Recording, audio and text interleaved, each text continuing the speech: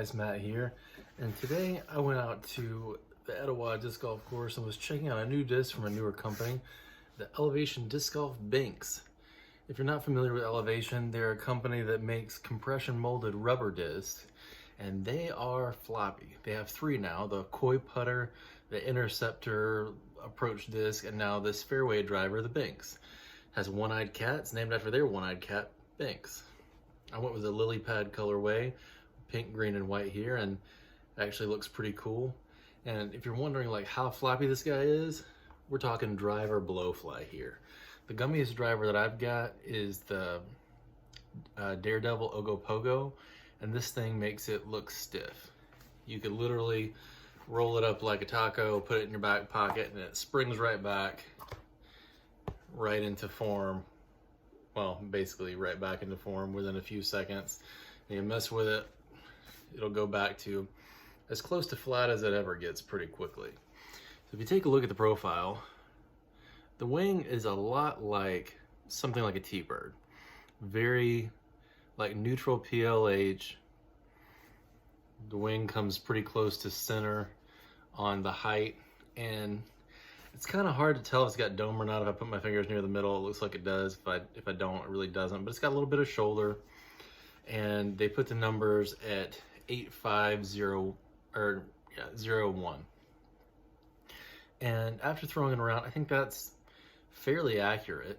And overall, if you haven't played Etowah, you haven't seen it before, it's a fairly wooded, somewhat mountainous course where you play up and down some hills in the beginning that are not very intense, and then holes 8, 9, 10, and 11 go up and down the backside of Vineyard Mountain in Cartersville. And it's nice to have a disc on holes like that that will hit and stick pretty regularly. So let you guys see the shots, see what you think, and we'll recap at the end.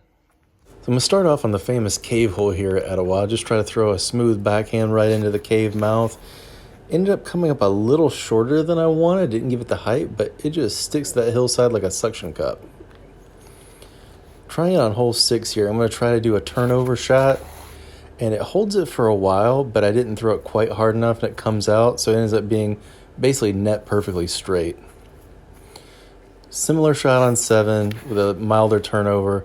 And I wanted to show this one, even though it hits that tree early, but it just sits right down the middle of the fairway. It ends up being pretty nice. This one you got a pretty sharp uphill and just spikes in at the edge of the circle. Pretty guaranteed 3, easy potential 2 from there. This one's about 250 across this little valley. It sticks right by the basket. Give me a 12-foot putt. Trying to go through this tunnel here on the right side.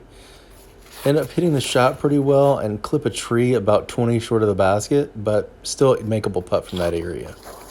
On 12, I go out around this telephone pole thinking it would fade back, and it just doesn't. It keeps on penetrating, never quite gets back in bounds, even though it tried a little bit at the end.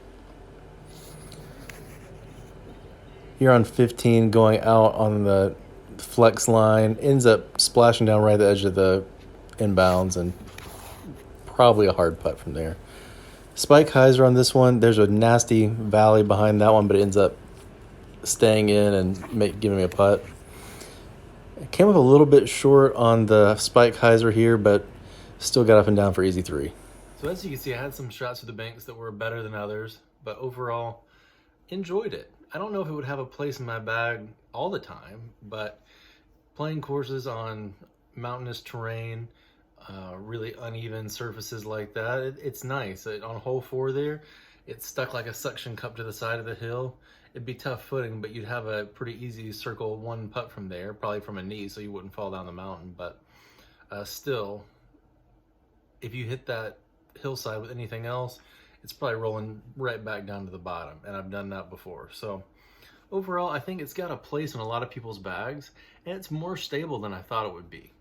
The only thing that is not optimal about it, I didn't show it on the video, but I can't really dial it in forehand. The release with it makes it do this helix torque thing where it shows the off-axis nature of, my violent forehand, and doesn't really let it fly great. And also had a friend of mine throw it, and he has an incredibly powerful backhand. He throws much farther than I do backhand. And when he threw it, it did this thing where it was like cupping almost. And he throws Ballista Pros in the 550 foot range with ease, and couldn't get the Binx even as far as I was throwing it because of how much torque you put on it. So it is so floppy that for certain people, it may not work that well. But if you're a beginner to, you know, mid-advanced player without exceptional backhand power, I think it's going to work out pretty well for you. I enjoyed it, and you know, for the right course, I might toss it in my bag. It just as a security blanket against rollaways if I was really trying to, you know, stick in a rocky hillside or something. So overall, good job, Elevation. I haven't seen a driver this floppy since, I don't even think the Vibram X-Link softs were ever this soft. Like, that is really, really floppy. Feels good. Definitely a gimmick disc, but it's a fun gimmick and a somewhat useful one. So thank you guys for watching. Maybe check one of these out if you think it's interesting. You play a lot of mountainous and hilly courses, and even if you don't, the stamp's really cool. So hope you enjoyed it. Have a good evening. Happy St. Patrick's Day.